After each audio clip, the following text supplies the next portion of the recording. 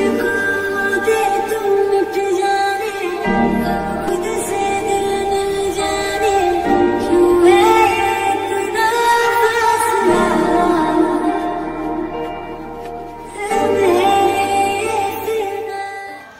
Guys welcome back to our channel spot this Priya blog. আমার নতুন একটি ব্লগে তোমাদের অনেকখানি ওয়েলকাম।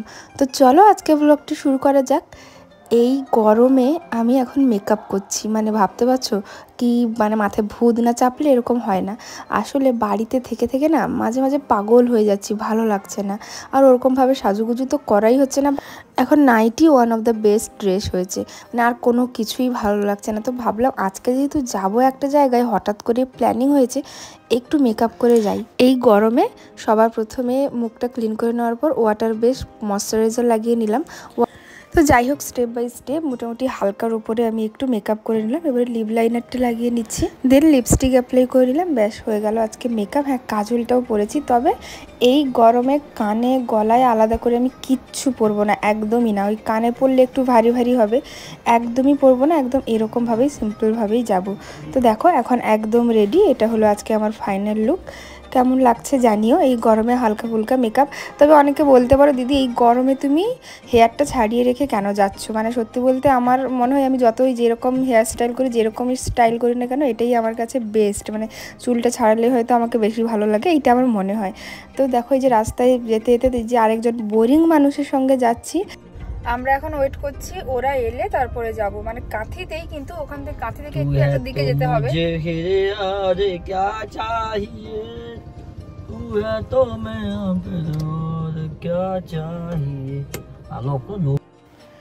আমরা কিন্তু যাচ্ছি রেস্টুরেন্টে। এই যে দেখো অ্যানি হানি ওরাও চলে এলো।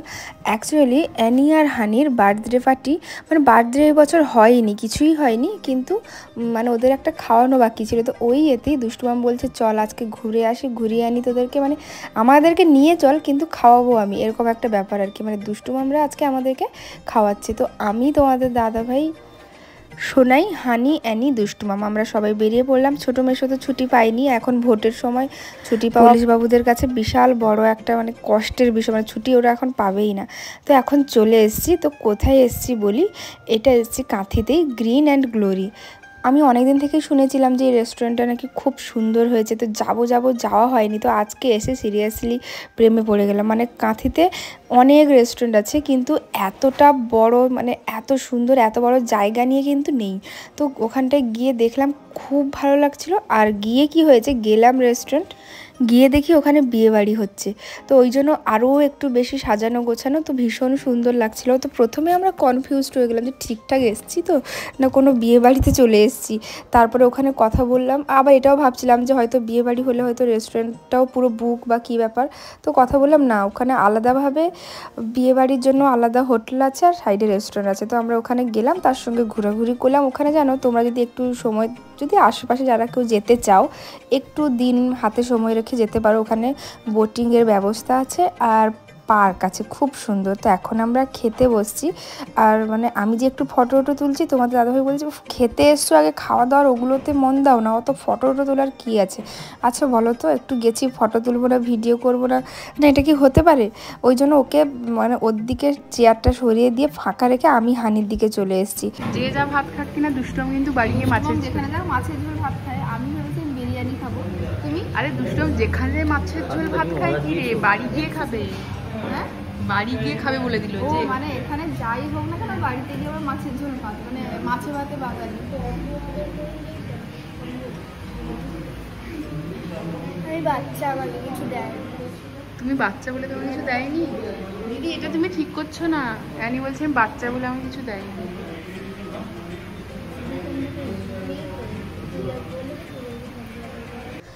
খাওয়ার তো অর্ডার করে দিয়েছি, এখন আসতে অনেকটাই লেট হবে। তো ওই জন্য আমরা ভাবলাম যে চলো চারিদিকটা একটু ঘুরে ঘুরে আসি। আর এদিকে খিদেও পাচ্ছে। আর সত্যি কথা একটা বলবো, অনেকে রেস্টুরেন্টে যায় হয়তো এমনি একটু খাবো, গল্প করবো, আড্ডা দেবো, আর আমরা কিন্তু অ্যাকচুয়ালি খেতেই যাই। মানে এই ব্যাপারটা আমাদের সঙ্গে ঘটে। এই দেরি করছিল বলে ফটো তুলছি আলাদা কথা, না হলে দেখবে আমি খুব একটা কিন্তু খাওয়ার সময় ফটো ভিডিও করি না। তার একটাই কারণ যে খেতে গেছি, ওটা আগে মন দিয়ে খাই। আর তার সঙ্গে তো আমার সঙ্গে যে পাবলিকটা আছে, ও তো আরোই, আমি যে টুকটাক একটু ফটো তুলবো ওর তো আরোই বকা, খাচ্ছ আগে খাওয়াটা মন দিয়ে খাও। তো এদিকে খাওয়ারটা আসতে লেট হচ্ছিলো, আমার যতদূর সম্ভব মনে হচ্ছে একটু ফ্রেশ ফ্রেশ খাবারই আসবে, এতটা লেট হচ্ছে গরম গরম খাবারই আসবে, এমনিতে গরম গরম তো আসেই। তো দেখো এখানে বেশ ফটো তোলার প্লেসটাও ভীষণ সুন্দর লাগছিল, তবে আজকে তোমাদের দাদাভাইকে না পুরো মাকু লাগছিল। তারও একটা কারণ আছে, ও মোটামুটি কোথাও বেরোবে না, সারাদিন কাজ কাজ কাজ। আর তোমরা দেখো না আমি যেখানে যাই মোটামুটি তোমার দাদাভাই সব জায়গায় আমার সঙ্গেই থাকে, ওটা মনে করবে ওকে জোর করে ধরে বেঁধে, আর না হলে ওই আমার একটাই অস্ত্র আছে, আমি রেগে যাব, তখন ভাববে যে বাবা বউ রেগে গেলে কাজে অশান্তি, কাজ ঠিকঠাক হবে না, এই দিকটা ঠিকঠাক থাকলে কাজ সব আমার ঠিকঠাক থাকবে। তো ওই জন্য ও তখন বেরোয়, মানে একটা যে হয় না নিজের ইচ্ছায় চলো দুজন ঘুরে আসি, ওই ব্যাপারটা খুবই রেয়ার। আচ্ছা যাই হোক, এমনি হোক তেমনি হোক বর সঙ্গে থাকলেই হলো। তো এখন এই যে দেখো চারিদিকটা ঘুরছি, আর তোমাদের দাদাভাই করলাম চলো একটু ঘুরবো, চলো না ফটো তুলবো, চলো না। বলছে তোমরা ঘুরছো ঘুরো, যা ইচ্ছে করো, আমি একটু বসি, আমার সব ফোন আসছে। সত্যি বলতে যারা বিজনেসম্যানকে বিয়ে করেছো, মানে তোমরা জানো যে ফোন কতটা আসে, মানে ওটা মেনে নিতেই হবে।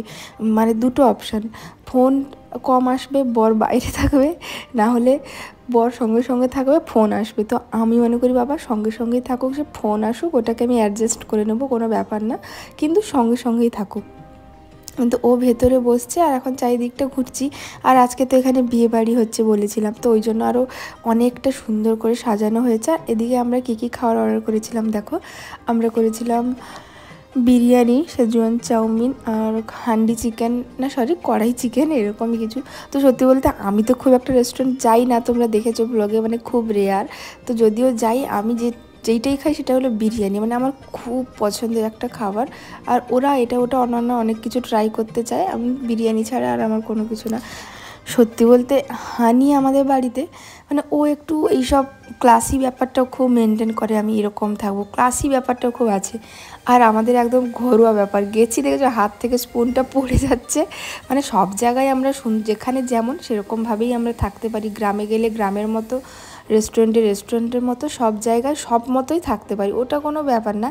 কিন্তু আমাদের হানি সবসময়ের জন্য একটু ফেন্সিই থাকতে ভালোবাসে। আর ও আমরা কি বলতো, মানে ফুটপাতেরও ড্রেস পরি, আবার ভালো ভালো ব্র্যান্ডেডও পরি, ও চায় যে আমি কম পরি কিন্তু ব্র্যান্ডেড পরি, ও একটু এরকম, মানে ছোটো থেকে এরকম হয়েছে। তো আমরা মাঝে মাঝে ওকে খুব বকা দিই, আবার ভাবি যে ঠিকই আছে, এমন কোনো ব্যাপার না, ও তো কম কিনবে ব্র্যান্ডেড পরে, মানে এরকম ধরনের ও হয়েছে, ছোটো থেকেই দেখছি কেন এরকম হচ্ছে। কিন্তু আমাদের বাড়িতে আবার আমরা এরকম অতটা এরকম কেউ নই এখনও অবধি, ওটাও ভালো। দেখো ও আমরা ছোটো থেকে গ্রামে বড় হয়েছি, আবার কাঁথিতেও বড় হয়েছি মিলেমিশে, ও আর প্রথম থেকে একদম শহরে বড় হয়েছে, তো অনেক কিছু ডিপেন্ড করে হয়তো। তো এখানে দেখো এই রেস্টুরেন্টে এসে দেখলাম এত সুন্দর পার্ক আছে, মানে বাচ্চাদের তো টাইম পাস হবেই হবে, তার সঙ্গে আমার বাড়ির বুড়োদের দেখো।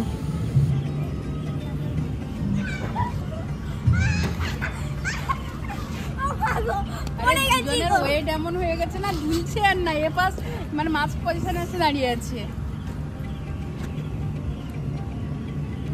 আরে এবারে বাড়ি ফেরার পালা।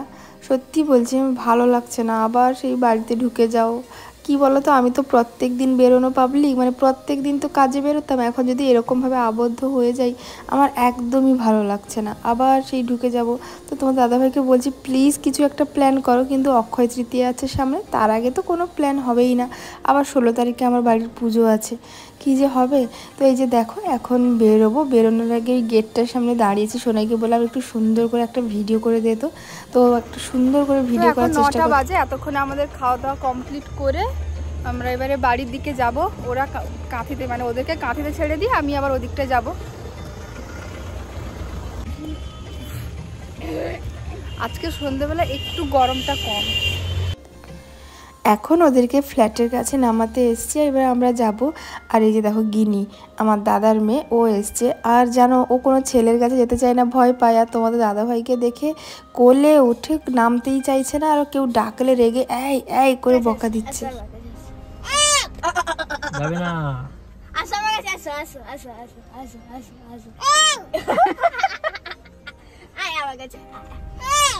আসো আসো।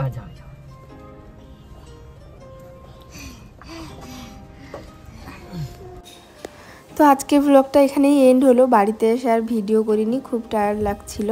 আবার কালকে একটা নতুন সকাল, নতুনভাবে আবার একটা দিন শুরু হবে। তোমাদের সঙ্গে আবার একটা নতুন দিন শেয়ার করব। দেখো দেখতে দেখতে তোমাদের সঙ্গে আমার পথ চলাও কতগুলো বছর হয়ে গেল। আমিও বড় হচ্ছি, আমার সঙ্গে তোমরাও বড় হচ্ছ। জানি না কতদিন ব্লগটা থাকবে। আমি মাঝে মাঝে ভাবি যে আচ্ছা আরও 10 বছর পরে কি তোমাদের সঙ্গে আমি কন্ট্রাক্টে থাকবো। ব্লগটা কেমন লাগলো, ভালো লাগলে